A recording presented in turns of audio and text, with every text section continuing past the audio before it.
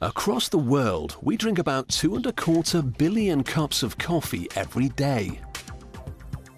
We've been drinking it fresh for over half a millennium, but instant coffee is the new kid on the block, as it wasn't invented until 1901. 70 tons of fresh coffee beans arrive from South America at this instant coffee factory every day. Up to 560 tons are stored in this huge silo. The raw beans are filtered down into large ovens where they're roasted at 200 degrees.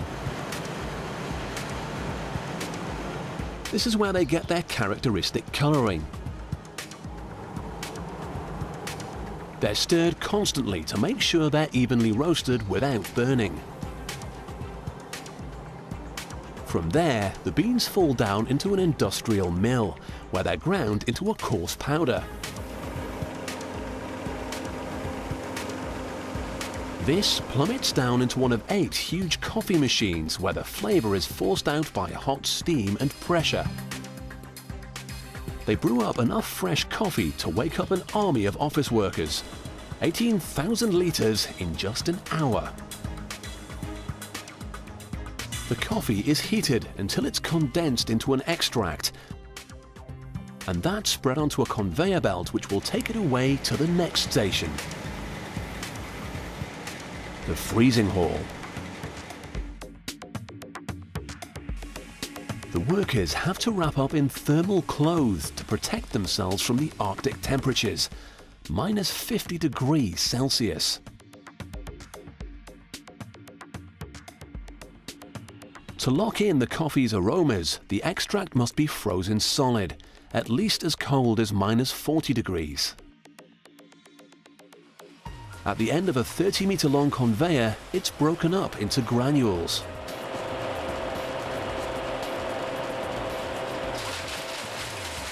In the harsh environments, they use cameras to check everything's running smoothly. If a worker spent too long in the deep freeze, he'd be going home with frostbite. The deep frozen granules still contain water which they need to get rid of. Stacked up on trays, they're driven through a low-pressure tube for 5 hours. The challenge is to remove the remaining water without the coffee becoming liquid again, as this would release the aromas. Here's how it works. The granules are heated at 60 degrees Celsius in a strong vacuum. Under pressure, the frozen water vaporizes and turns straight into steam. This is a process called sublimation. As the granules come out of the vacuum, they have been freeze-dried. The aromas have been locked in and they'll stay solid at room temperature. The trays are flipped over and the granules fall into huge storage sacks ready to be packaged.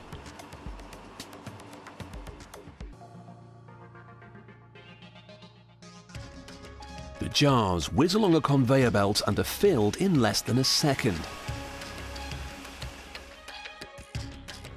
They get an airtight seal and move towards the factory door, picking up a label on the way. 420 tons of instant coffee leave this factory every week, but it will be made up into just a small proportion of those 2.25 billion cups of coffee we drink each day.